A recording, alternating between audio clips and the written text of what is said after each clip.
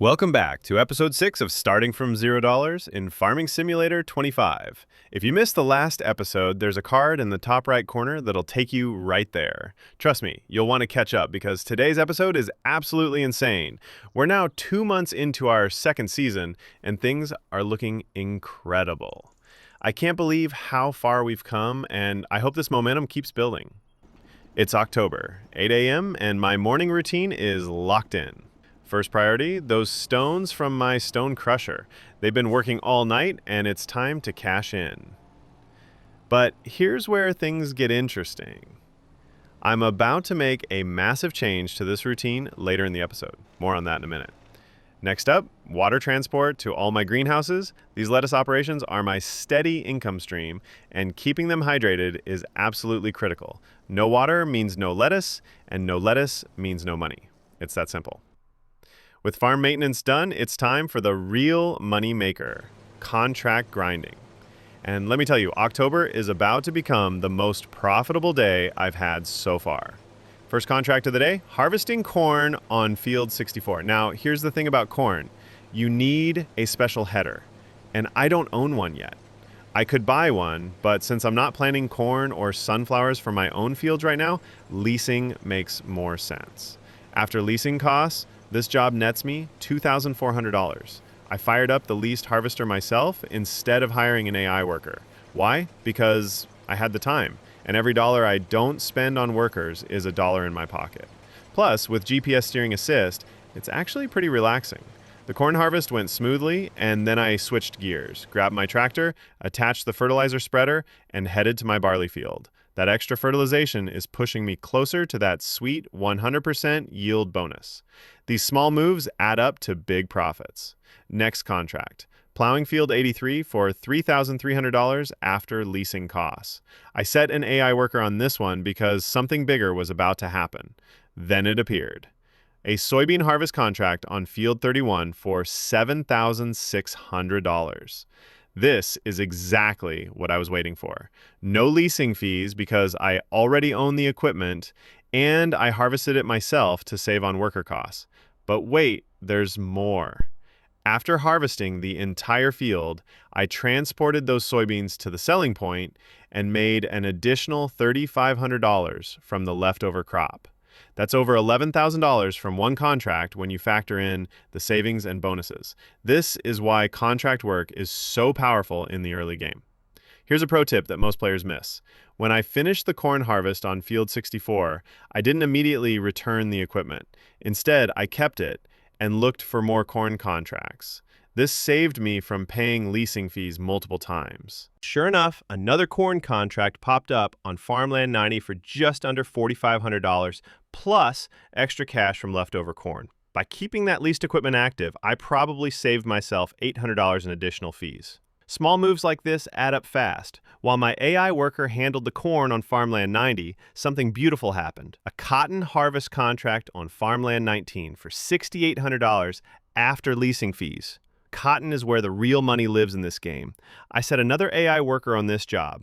When the harvest finished, I jumped in my semi-truck, loaded up those cotton bales, and headed straight to the selling point. The result, an additional $9,000 from leftover cotton sales. Combined with the contract payment, that's nearly $16,000 from one job. This is why I prioritize cotton contracts whenever they appear. At this point, the contracts were coming fast and furious. Another corn harvest on Farmland 89 brought in $7,500. A cultivating contract earned me $11,600, absolutely incredible for a single job. I also grabbed a fertilizing contract on Farmland 23 for $3,500, multiple plowing contracts on Farmlands 20 and 57, cultivating on Farmland 58, soybean harvesting on Farmland 3, and honestly so many more that if I described every single amazing contract, we'd be here all day. The numbers were getting ridiculous. By the end of October, my bank balance hit just over $660,000. Remember, I started October with $436,000. That's over $200,000 earned in a single day.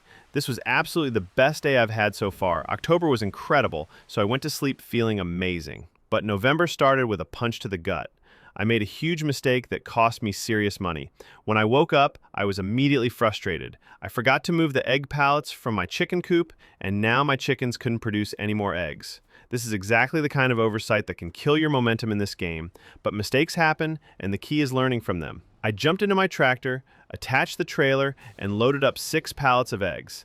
At the farmer's kiosk, they sold for just under $31,000. Not bad, but imagine if I'd been collecting regularly, I probably lost out on thousands. On my way back from the farmer's kiosk, I stopped for fuel and equipment maintenance. The tractor and trailer repair cost just under $2,800, which isn't too bad considering how hard I've been working them. But here's where I made a massive decision that changes everything. Instead of selling my stones like usual, I made a huge investment, a cement factory for $370,000. I know what you're thinking, that's a lot of money, but here's my logic. Instead of just selling raw stones, I can now process them into cement bags, cement bricks, or roof plates. I chose cement bags, but I'm curious what you think. Which product do you believe is most profitable? Let me know in the comments. This investment means my stone crusher now feeds directly into cement production. It's a complete game changer for my passive income strategy.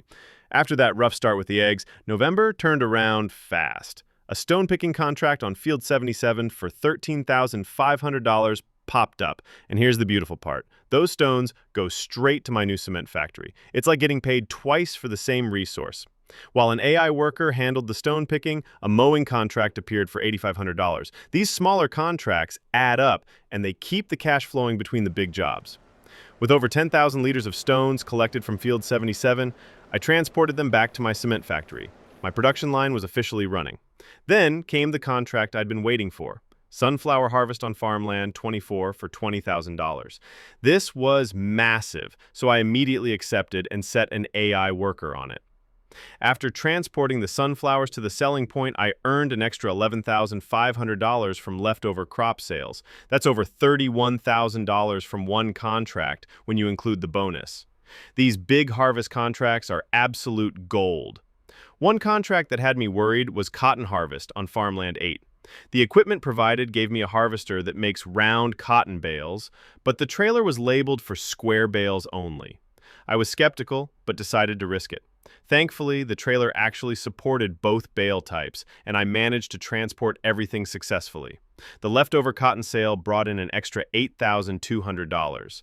Sometimes you've got to take calculated risks in this game. Just when I thought November was winding down, a massive plowing contract appeared for Farmland 76, worth $17,400. Even though it was getting dark at 5 p.m. and starting to rain, that payout was too big to ignore.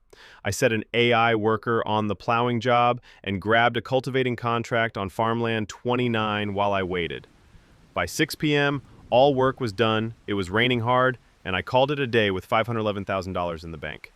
Not bad after that huge cement factory investment. December brought changes to my daily routine. My stone crusher now feeds the cement factory instead of direct sales. The factory had already produced 4 pallets of cement bags, and things were looking promising. The winter season is typically slower for contracts, but I still managed to grab some plowing work. Field 15 for $2,800, and Farmland 21 for $4,000. Not massive payouts, but steady income during the quiet season. After completing several more plowing and cultivating contracts, I loaded up 6 pallets of cement bags and headed to the Grain Elevator Museum. Those 6 pallets sold for $21,000. Not bad for processed stones that would have sold for much less in raw form. To wrap up the episode, I added a large floodlight to my farm.